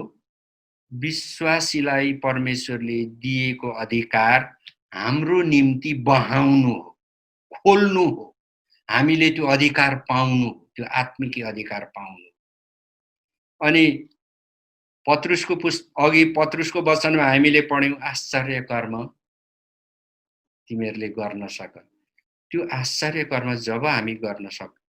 तब गर्न सक्छौं जब हामी परमेश्वरको त्यो आत्मिकी प्रक्रियाद्वारा हामीलाई विश्वासीलाई दिएको अधिकार हामीले प्राप्त गर्छौं। प्रियहरू, आज म मानव अधिकार, सृष्टिको रहस्य, त्यसमाथि अझै विश्वासीको अधिकार सम्बन्धी आजको बाइबलीय अध्ययनलाई म यही अन्त्य गर्न चाहन्छु। आउने समयमा अरू भागहरूमा अझै म यो विश्वासीको अधिकारलाई सामाजिक हिसाबले, आर्थिक, राजनैतिक, व्यावसायिक, सांस्कृतिक हिसाबले त्यो भनेको के हो म बुझाउने मद्दत गर्छु। गुरुबाहरू, विश्वासी जनहरू, तपाईहरू सबैले मेरो निम्ति प्रार्थना गरिदिनु होला। परमेश्वरले यी कुराहरू मलाई अगुवाई गरिरहनु भएको छ ताकि यसलाई मैले सैद्धान्तिक होइन, हाम्रो जीवन जियाइको व्यावहारिक स्तरमा यो कुरा के हो भन्ने कुरा मैले ल्याउन सकूँ। अर्थात् परमेश्वरको यो प्रकाश हामी सबै कहाँ आउन सकेको होस्। यी कुराहरू म यसकारण भनिरहेको छुइनँ कि म एउटा विज्ञ भएको हुनाले, म जीवनमा सिद्ध भएको हुनाले, मैले गर्न सकेको हुनाले होइन। तर यी कुराहरू तपाईहरुमा ल्याउनको निम्ति मेरो जीवनमा मैले अनुभूति गरेको, भोगेको र मेरो पक्षमा मानिसहरू समर्थनमा उठेको, एकदमै नचिताएको कुराहरू भएको त्यो मेसो जुन परमेश्वरले ममा एउटा विश्वासीले पाउने अधिकारको रूपमा दिनुभएको छ, राख्नु भएको छ, त्यो कुरा चाहिँ निश्चय नै हो। त्यसलाई खुलेर सबै प्रकारले भन्न अहिले मैले नसके पनि ती कुराहरू चाहिँ हाम्रो जीवनमा छ र तपाईको जीवनमा नि त्यो हुन्छ। अहिले हामी अन्त्यको समयमा छौं, संकष्टहरुको समयमा छौं। शासकीय संकष्ट, अनि प्राकृतिक विपत्तिहरुको संकष्ट, महामारीहरुको संकष्ट, अनि ख्रीष्ट विरोधी प्रकट भइसकेको छ। त्यसले हाम्रो विश्वासमा, हाम्रो शिक्षाको प्रणालीमा, मण्डलीमा, तौर तरिकामा ल्याउने संकष्टहरु छ। यो सबैमाथि हामी विजय हुनको निम्ति परमेश्वरले हामीलाई अधिकार दिनुभएको छ। त्यो अधिकारलाई हामीले चिन्नु, जान्नु र त्यो अधिकारको सर्वाङ्गीन पक्षलाई थाहा गर्नु खाँचो छ। कहिलेकाहीँ हामी मजाले वचनहरू थाहा गर्छौं, तर त्यो वचनहरूले हाम्रो जीवनमा, परिवारमा, मण्डलीमा काम गरिरहेको हुँदैन नि त। हामीलाई त उत्पीडन भइरहेको हुन्छ, हामी त खेदो र सतावटमा परिरहेको हुन्छौं। वचन अनुसार त काम भएको हुँदैन। त्यो वचन अनुसार काम हुनको लागि हाम्रो जीवनमा, व्यवहारमा के पक्षहरू, भागहरू, पहलुहरू, आयामहरू हामीले बुझ्नु पर्ने हो। त्यो कुरा केवल हाम्रो विश्वास, हाम्रो धार्मिक विश्वासमा मात्रै त्यो कुरा जोडिएको छैन। बाइबल चाहिँ धर्मको पुस्तक मात्रै चाहिँ होइन है। क्रिस्चियन दाजुभाइ दिदीबहिनीहरू, केवल धर्म सिकाउने पुस्तक मात्रै होइन। बाइबल त व्यवस्था नै हो, जहाँ पृथ्वी, ग्रहहरू, ताराहरू, नक्षत्रहरू, स्वर्गहरू, जीवनको तमाम कुराहरू छ, जहाँ शासन छ, राज्य छ, अधिकार छ, न्याय छ। बाइबल एउटा के हो? मानव जातिलाई परमेश्वरले दिनुभएको व्यवस्था हो। परमेश्वरको इच्छा के हो? स्वर्गमा परमेश्वरको जस्तो राज्य छ त्यस्तै राज्य बढेर पृथ्वीसम्म आउनु परमेश्वरको राज्य हो। परमेश्वरको राज्य भन्ने बित्तिकै हामी मरेपछि अब येशू ख्रीष्टको नाममा मुक्ति पाउँछौं अनि परमेश्वरकै राज्यमा पुग्छौं, त्यो होइन। होइन भन्ने कुराको प्रमाण के? जब चेलाहरूले येशूलाई सोधे, गुरुज्यू हामीलाई प्रार्थना गर्न सिकाउनुस्, त्यो सुरुवाती दिनहरुको कुरा हो। येशूले सिकाउनु भयो, एक नम्बर परमेश्वरको स्तुति प्रशंसा, परमेश्वरलाई सबै कुराहरूको श्रेय दिनु, महिमा दिनु। तपाईँ किन असल काम गर्नुहुन्छ? आत्मिकी क्षमता बढाउन। अघि हाम्रो अध्ययन अनुसार त्यो सन्दर्भमा म भन्दैछु, आत्मिकी क्षमता किन बढाउनुहुन्छ? परमेश्वरको महिमा राख्न कि आफूलाई राख्न?